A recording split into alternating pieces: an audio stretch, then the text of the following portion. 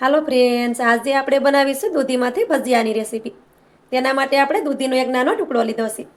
તો પહેલાં તો તેની સ્યાલ છે તેને આપણે કાઢી લેવાની છે.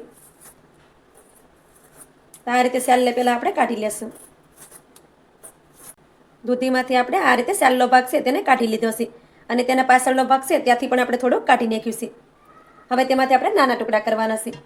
તો ટુકડાને આપણે પાણીમાં રાખશું, જેથી કરી આ દૂધીના ટુકડા છે તે કાળા ન પડે. તો આપણે ભજીયા બનાવવાના છે, તો દૂધીમાંથી આપણે નાના ટુકડા કરવાના છે, અને વચ્ચેથી આ બીજનો ભાગ છે તેને થોડોક આપણે કાઢી નાખશું. પછી તેમાંથી આ રીતે નાના ટુકડા કરશું.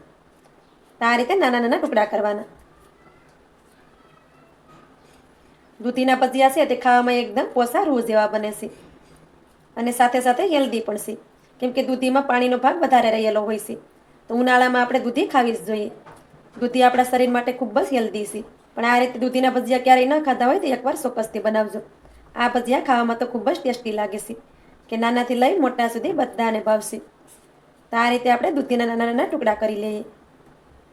આ રીતે આપણે દૂધીમાંથી નાના નાના ટુકડા કરી લીધા છે. તો દૂધીમાંથી આ રીતે નાના ટુકડા કરવાના, વધારે પડતા મોટા ટુકડા નહીં કરવાના.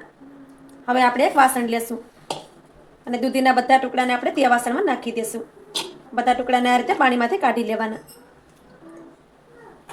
આ રીતે આપણે બધા દૂધીના ટુકડા છે તેને એક વાસણમાં કાઢી લીધા છે. હવે તેમાં આપણે લીલા ધાણા નાખી દઈએ. થોડાક આપણે લીલા મરચાંના ટુકડા નાખી દઈએ. તીખું તમે જે પ્રમાણે ખાતા હોય એ પ્રમાણે લીલા મરચાં તમારે લઈ લેવાના. અડધી ચમચી ભરી અને આપણે ખમણેલું આદું નાખી દઈએ. અડધી ચમચી આપણે અજમા લીધા છે, તો તેને આપણે હાથેથી ક્રશ કરી અને તેમાં નાખી દેવાના.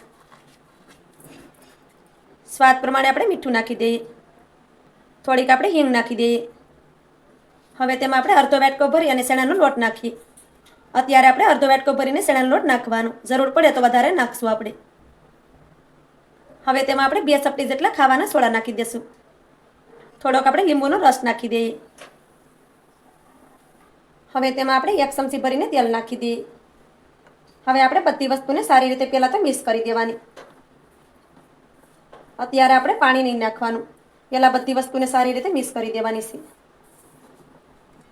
તો આ રીતે આપણે બધી વસ્તુને સારી રીતે મિક્સ કરી દીધી છે. હવે તેમાં આપણે થોડું થોડું પાણી નાખતા જઈએ અને બેટર બનાવી અને રેડી કરી લઈએ. આમાં તમને વધારે જરૂર લાગે તો વધારે તમે ચણાનો લોટ પણ નાખી શકો. તો આ રીતે થોડું થોડું પાણી નાખતા જઈએ અને બેટરને બનાવી લઈએ. તો આ રીતે આપણે થોડું થોડું પાણી નાખતા ગયા છીએ અને બેટર બનાવી અને રેડી કરી લીધું છે. તો બેટરને આપણે આ રીતે રાખવાનું છે, તો જ આપણા ભજીયા છે તે એકદમ પરફેક્ટ બનશે.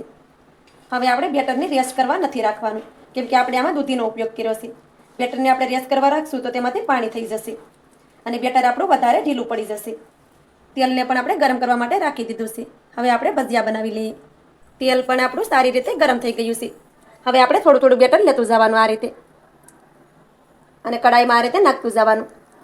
બેટરને આપણે આ રીતે લેવાનું, જેથી કરી આપણા ભજીયા એકદમ ગોળ બનશે. તો કડાઈમાં જેટલા હમાય એટલા ભજીયાને કડાઈમાં નાખી દેવાના છે.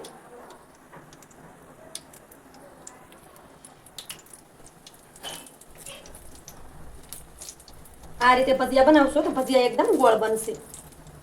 આ ભજીયા ખાવામાં પણ ખૂબ જ ટેસ્ટી લાગે છે. તો આ રીતે આપણે બધા ભજીયાને નાખી દીધા છે, અને ભજીયા પણ આપણા ફૂલી અને ઉપર આવી ગયા છે, તમે જોઈ શકો છો.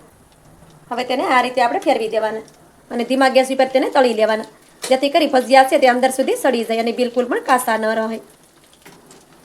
ભજીયાને આપણે ધીમા ગેસ ઉપર જ બંને સાઈડમાં ફેરવતા ગયા છીએ, અને ભજીયાને આપણે તળી લીધા છે. ભજીયા પણ આપણા ફૂલીને દડા જેવા થયા છે, તમે જોઈ શકો છો. હવે તેને આપણે કાઢી લઈએ.